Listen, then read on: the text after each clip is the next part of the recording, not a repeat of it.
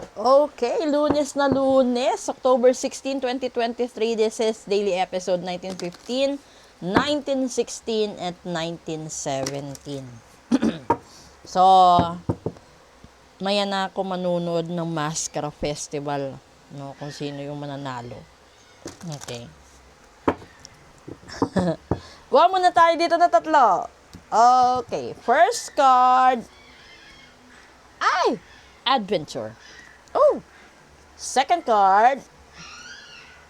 Infinite possibilities. Ito na naman tayo. And third, love. Aba. Okay. So ngayon, ay napakaganda. Di ba? Ang ganda ng nasasagap kong vibration dito. Kasi sinasabi na, ang buhay natin, no, nakadepende yun sa kung paano tayo sumabay sa agos ng buhay. Kung paano natin ito laruin, paano natin ito seryosohin, or paano natin ito paninindigan or pangangatawanan, di ba? Kasi dito nakadepende kung paano mo makuha or makakamtan yung infinite possibilities sa larangan ng pagmamahal.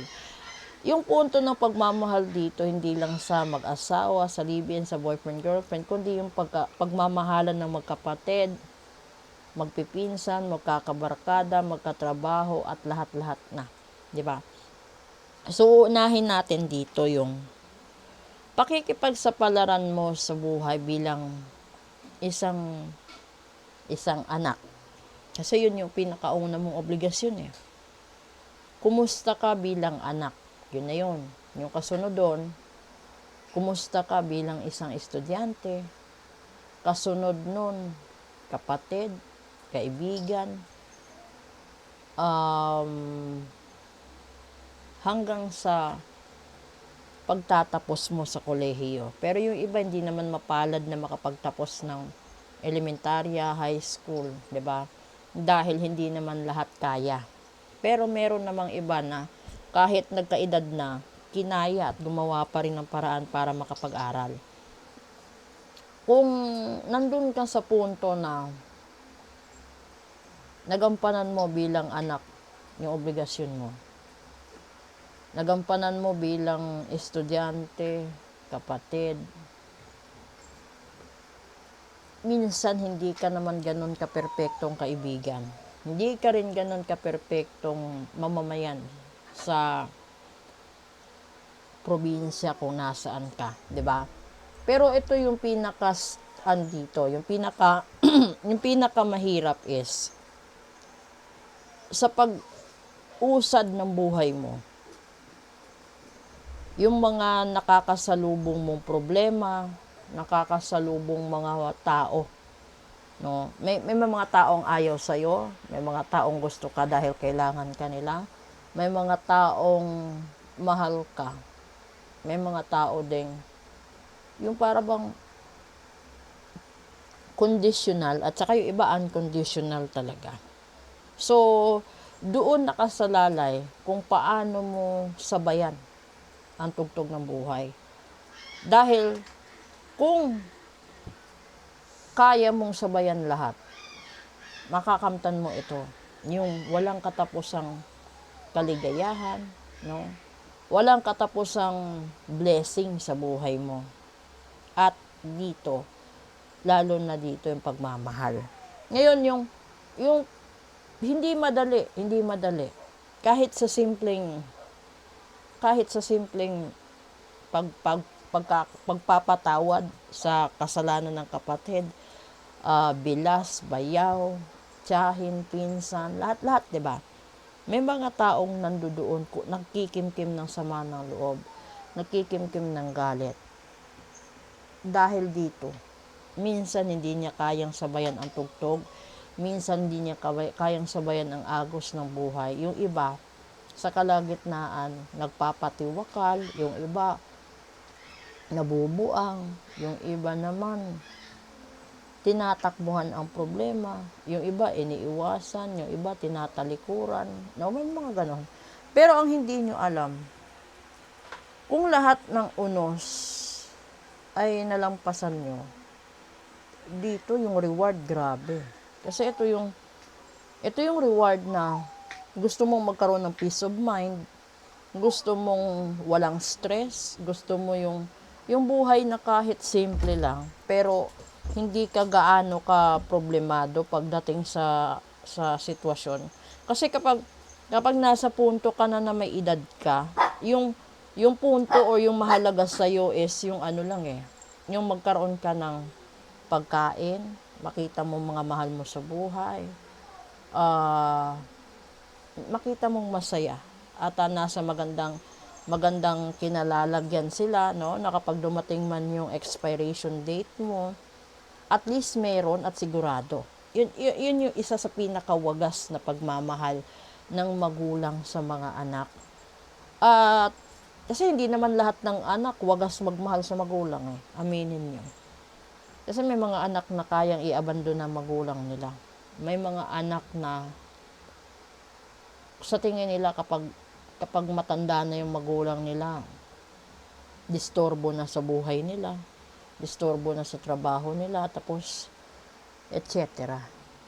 Kaya iniiwan na lang sa nursing home. Yung iba, hindi na nila naaalala magulang nila dahil nangibabaw yung galit, naging nangibabaw yung tampo, tapos kalaunan kapag nalaman nilang nasa kabaong na, tsaka pa sila hihingi ng tawad, tsaka pa sila magsusorry.